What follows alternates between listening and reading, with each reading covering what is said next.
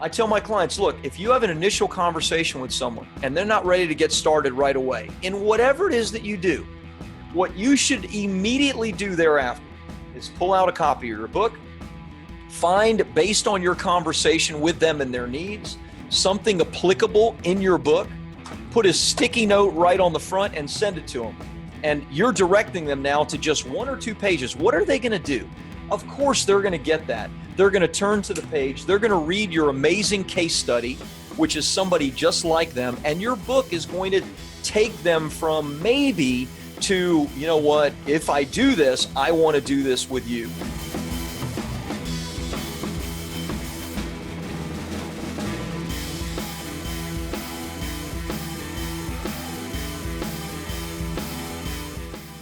Hey everybody, good to see you.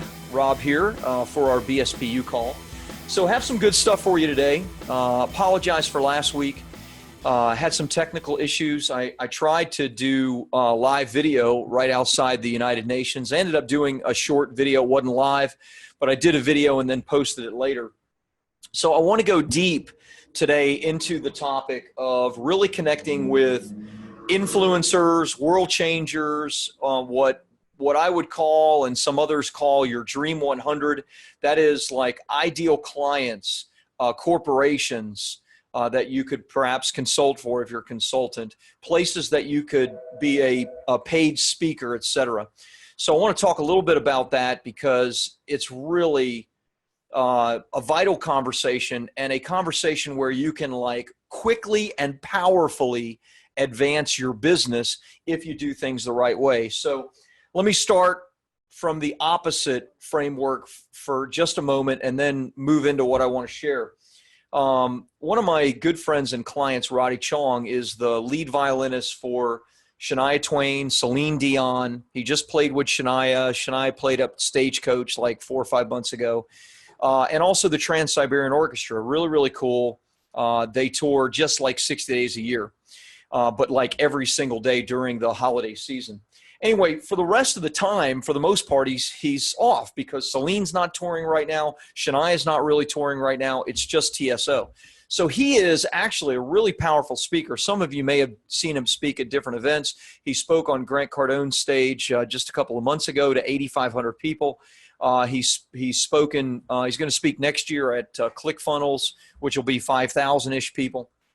And the way Roddy gets his speaking engagements. Now, those he didn't get exactly that way. He got those through relationships, and also I've helped a little bit because of my relationship with Russell Brunson and ClickFunnels. But the way he gets his big corporate events is he actually cold calls. He gets on the telephone and he cold calls the conference organizer, the influencer, whoever it is, lets them know who he is, sends them some information, and then tries to build a relationship and work a deal. Now, does that work? You know, that still works. He just spoke at the Girl Scouts National Convention because of a cold call that he did to the Girl Scouts. And he gets paid really nice checks, typically in the $10,000 to $25,000 range for his speech. By the way, if you've never seen it, it's absolutely amazing. He plays the violin during it, you know, does some really cool entertainment pieces. It's really neat. What's the point of this? The point of it is what I told Roddy is that if he's successful now with all the hoops that he has to jump through with cold calling, then his book, which is due out in the next few months, is going to massively supercharge his business. Because imagine having every conversation with a potential, you know, corporation that you would consult for, or conference organizer that you could speak for, or potential client that you might do business with, and having every single one of those conversations framed by your best-selling book. And here's what I mean by that. You guys know I just got back from the United Nations and had an amazing time. You know, 3 months ago, if you told me that I'd be in the United Nations and watching 2 of my good friends and clients present to, you know, all the ambassadors to the UN, that 193 ambassadors to the UN would get a copy of their best-selling book, that their best-selling book would would be redone with a new forward by the President of Mozambique, I would have said, it doesn't sound likely, but it's possible. And all of this happened in a period of 3 months. And it happened because of how the book framed the conversation with these potential influencers. So what Doug and John did, which is really cool, the authors of this particular book, which is exactly what I talk about on an ongoing basis. I'm not trying to take credit for it. I'm just saying this is what you need to be doing. They did it, and it worked. They sent copies of their books to influencers, to people that could make a difference in the raising of money for their charity, in the growth of their 501c3, and in putting them in front of even many, many more influencers who could help. What did they do? They sent a copy of their book to a very large NGO, non-government organization. In fact, it's the largest humanitarian organization in the world. That's a non-government agency, non-NGO, non-government organization. It's in India. It's called Japar Foot. And Japar Foot does prosthetic devices for the poorest people in the world. They're actually set up in 30 different countries outside of India as well as in India. And they've done 1.7 million prosthetic legs in their lifetime, which is incredible, especially if you consider in the United States that a prosthetic limb costs about, on average, on the low end, $15,000, on the high end, $75,000 to $100,000. And they do it for just $70, 70 US. Their technology is amazing. What they're doing is incredible worldwide. Well, I won't get into the details of the story because it's not really all that important for what you need to understand. But let's just say that what they're trying to do with this book and with their charity directly related to building a relationship with this largest humanitarian organization in the world. They sent a copy of their book. They then connected with the founder of this organization, and in a period of just a couple of weeks, were able to get funding. These are US-based people. They got funding for their charity from this Indian organization, right, that already is working with the poorest people in the world. And they got their direct support to help out not just the individual that's mentioned in this book, but to train that individual in the ways that they do prosthetic devices, and to set up an entire camp where 250 people will be given prosthetic limbs, and they raised $250,000. They did all of that by sending one copy of the book to the right person that was an influencer in their space. Now, furthermore, they took another step, and they sent a copy of the book to the President of Mozambique. They got an audience, actually Douglas in particular, got an audience with the President of Mozambique because of the book and because of what they're trying to do. The book framed them, okay? That's what you need to understand. Look, you still need to be powerful and passionate and an expert and real, right? But if you're all of that and you're trying to cold call, or you're trying to do it without the framing of you are an expert, you are a best-selling author, you are here on this hierarchy of I want to get to know you, I want to learn what it is that you're trying to do, and see if we potentially have some synergies together. If you do that and you send the book in advance of you, the book will do the heavy lifting for you. This is what I told Roddy. What Roddy needs to do when you're cold calling someone, you have to jump through all of these hoops. You have to get them to like you. You have to get them to trust you. You have to get them on the telephone in the first place, which is incredibly hard, right? Like, I have my gatekeepers on the other side of the audience, and salesmen cold call our office all the time to try to sell us printing and PR and all kinds of stuff, and I don't want to talk to any of them, right? I tell them, hey, if I don't have an appointment with someone, I don't want to talk to them. And anybody that, and I don't think I'm all that big of a deal. That's just, I don't want to fill up my day with somebody else's calendar agenda, right? In the same way, the people that can make a difference in your business and in your life, your potential customers, they're not going to accept cold calls, and you're probably not going to cold call them anyway, right? Let's be honest. I don't want you to do that. But if you were to do that, and it does work, that's the first thing I shared, You have to jump through all these hoops to get them to know you, like you, trust you, believe that you're an expert.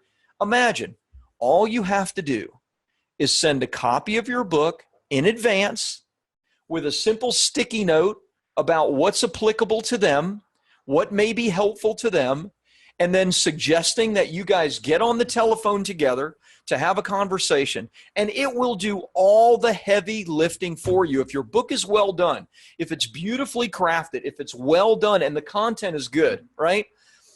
And you get it in front of your ideal client or influencer, it's going to do the work for you.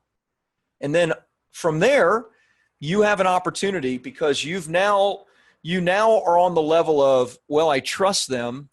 I believe that they're experts. Now, of course, the likability factor is important, or whatever else is important to you closing a deal, right? That there's a real synergy and you're working together, that you can really help them with their problems. Whatever those things are that you have to get to anyway, all the heavy lifting is done. And that is, the trust is built, even though it's a cold connection, all because of your best-selling book. Now, of course, their book a new foreword has been written by the President of Mozambique. They've now, of course, spoken in front of the United Nations, dozens of other ambassadors. Many of them actually stood up, and we have all of this on video, which is cool. They stood up. They talked about reading the book. The Iraqi ambassador to the United Nations stood up with tears in his eyes, talking about what the book meant to him, and that he wants their organization to come into Iraq, because right now Iraq has a landmine for every citizen, meaning there are 25 million landmines in Iraq, which is horrible, horrible thought.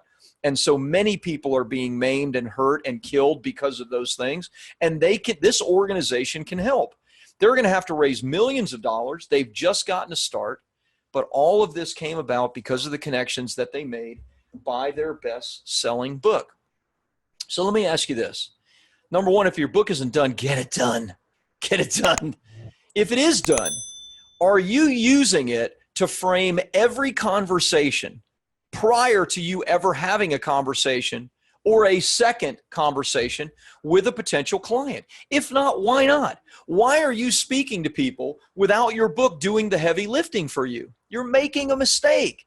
Your book can do that for you if you only get it into the hands of the right people. I share a very simple strategy to get speaking engagements. Making a list of your top 100 opportunities, sending 5 books out a week, having an assistant follow up with a telephone call because now you're framed as an expert, and then you doing the work necessary to take it from there, which is 70% of the way, 80% of the way, 60% of the way, whatever, all the way home to you getting a big check written to you for a speaking engagement or for a new client or whatever. Why would you ever have a second conversation with a client that didn't already put your best-selling book in their hands? Why would you ever do that? I tell my clients, look, if you have an initial conversation with someone and they're not ready to get started right away in whatever it is that you do, what you should immediately do thereafter is pull out a copy of your book, find, based on your conversation with them and their needs, something applicable in your book, put a sticky note right on the front and send it to them and say, hey, John, great speaking to you last week. This is a copy of my best-selling book, which has been reviewed and is directly on the topic of what your need is. And in particular, from our conversation, page 123 speaks to some of those things. And you're directing them now to just 1 or 2 pages. What are they going to do? Of course, they're going to get that. They're going to turn to the page. They're going to read your amazing case study, which is somebody just like them. And your book is going to take them from maybe to, you know what, if I do this, I want to do this with you. Never have a second conversation with somebody without getting a copy of your best-selling book in their hands. For just a few dollars, it will do all the heavy lifting for you. So I hope that's clear. I don't know if I can say it in another way.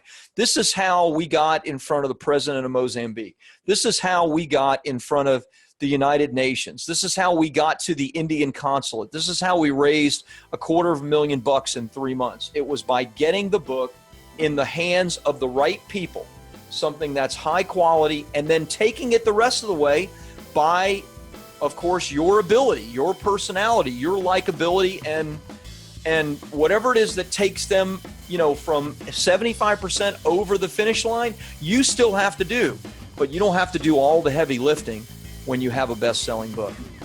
Hey, thanks so much for watching this video. Every week, we're posting tons more content to help you to publish, promote, and profit. So go ahead and subscribe now to the channel and click the bell icon to be notified whenever new content is available. And if you're interested in my latest book, Publish, Promote, Profit, just go to publishpromoteprofit.com.